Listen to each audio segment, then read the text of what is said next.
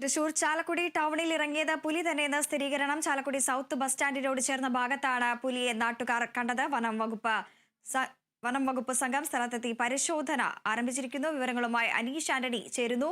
അനീഷ്, ഈ ചാലക്കുടി ടൗണിൽ കണ്ടത് പുലി തന്നെയാണെന്ന് സ്ഥിരീകരിച്ചിരിക്കുന്നു. തീർച്ചയായും വൃന്ദ, CCTV ദൃശ്യങ്ങളിലുള്ളത് പുലി തന്നെയാണെന്നാണ് ഇപ്പോൾ വനം വകുപ്പ് സ്ഥിരീകരിച്ചിട്ടുള്ളത്. RRT സംഘം നേരത്തെ തന്നെ സ്ഥലത്തെത്തിയിരുന്നു. എത്തി പരിശോധന എല്ലാം നടത്തി. പരിശോധനയ്ക്കൊടുവിലാണ് ഇപ്പോൾ CCTV ദൃശ്യങ്ങളിൽ കണ്ടത്, അല്ലെങ്കിൽ ചാലക്കുടി ടൗണിൽ എത്തിയത് പുലി തന്നെയാണെന്നുള്ള സ്ഥിരീകരണത്തിലേക്ക് വനം വകുപ്പ് എത്തിയത്. 2 ദിവസം മുൻപാണ്, 24-ാം തീയതി പുലർച്ചെ CCTVയിൽ പതിഞ്ഞ ദൃശ്യങ്ങളാണ് ഇപ്പോൾ കാണുന്നത്. ചാലക്കുടി സൗത്ത് ബസ് സ്റ്റാൻഡിന് അധികം ദൂരമല്ലാതെ 3-4 വീടുകൾക്കപ്പുറമുള്ള വീട്ടിലെ CCTVയിൽ പതിഞ്ഞ ദൃശ്യങ്ങളാണ് ഈ കാണുന്നത്. ആ ദൃശ്യങ്ങളും പുലി കടന്നുപോയ ഭാഗത്തെ കാൽപ്പാടുകൾ ഉൾപ്പെടെ വനംവകുപ്പ് പരിശോധിച്ചു. അതിൽ നിന്നാണ് എത്തിയത് പുലി തന്നെയാണെന്ന് സ്ഥിരീകരിച്ചിട്ടുള്ളത്.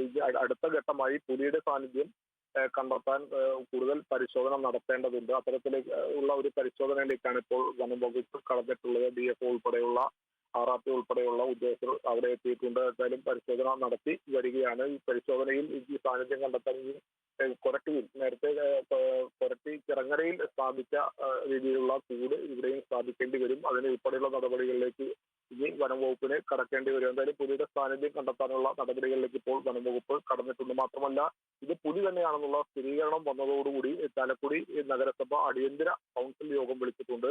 രാവിലെ 11 മണിക്കാണ് കൗൺസിൽ യോഗം വിളിച്ചിട്ടുള്ളത്. പുലിയെ കണ്ട പശ്ചാത്തലത്തിൽ ഇനി സ്വീകരിക്കേണ്ട മുന്നൊരുക്കങ്ങൾ, നഗരസഭയുടെ ഭാഗത്തു നിന്നും സ്വീകരിക്കേണ്ട മുന്നൊരുക്കങ്ങൾ എന്തൊക്കെയാണെന്നുള്ള ഉൾപ്പെടെയുള്ള കാര്യങ്ങൾ ഈ കൗൺസിൽ യോഗത്തിൽ ചർച്ച ചെയ്യും.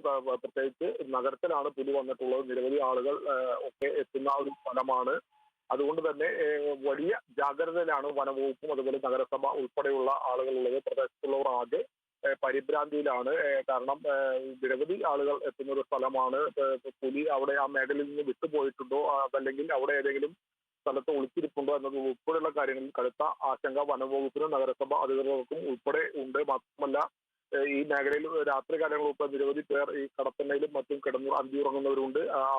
അവരുടെ ജീവന് പോലും ഭീഷണിയാകുന്ന ഒരു സാഹചര്യമൊക്കെ നിലനിൽക്കുന്നുണ്ട്. നേരത്തെ അവിടുത്തെ വാർഡ് കൗൺസിലർ ഉൾപ്പെടെ പറഞ്ഞത് ഇപ്പോൾ തെരുവ് നായ്ക്കളുടെ എണ്ണം ഈ പ്രദേശത്ത് ഗണ്യമായി കുറഞ്ഞു എന്നാണ്. ഇത് പുലി എത്തിയിട്ട് കുറച്ച് ദിവസങ്ങളായി എന്ന് വേണം മനസ്സിലാക്കാൻ. കാരണം തെരുവ് നായ്ക്കളുടെ എണ്ണം കുറയുക എന്ന് പറഞ്ഞാൽ പുലി അതിനെ പിടികൂടുക എന്ന് വേണം അതിൽ നിന്നും അർത്ഥമാക്കേണ്ടത്. എന്തായാലും വനം വകുപ്പും നഗരസഭയും കടുത്ത ജാഗ്രതയിലാണ്. തുടർ പ്രവർത്തനങ്ങളെ കുറിച്ചുള്ള കാര്യങ്ങൾ അവർ ചർച്ച ചെയ്തു വരികയാണ്. ഇനി എങ്ങനെ ഇതിനെ പിടികൂടണം, കൂടെ എവിടെ സ്ഥാപിക്കണം, അതിന് പുലിയുടെ സാന്നിധ്യം ഇനി കണ്ടെത്തേണ്ടതുണ്ട്. അതുമായി ബന്ധപ്പെട്ടുള്ള പരിശോധനകളും ഒക്കെ വനം വകുപ്പ് നടത്തുമ്പോൾ മറുഭാഗത്ത് അടിയന്തര കൗൺസിൽ യോഗം വിളിച്ച് നഗരസഭ ഈ കാര്യം അതീവ ഗൗരവത്തോടെയാണ് നഗരസഭ അധികൃതർ ഉൾപ്പെടെ കൗൺസിലർമാർ ഉൾപ്പെടെയുള്ളവർ എടുത്തിട്ടുള്ളത്. വൃന്ദ.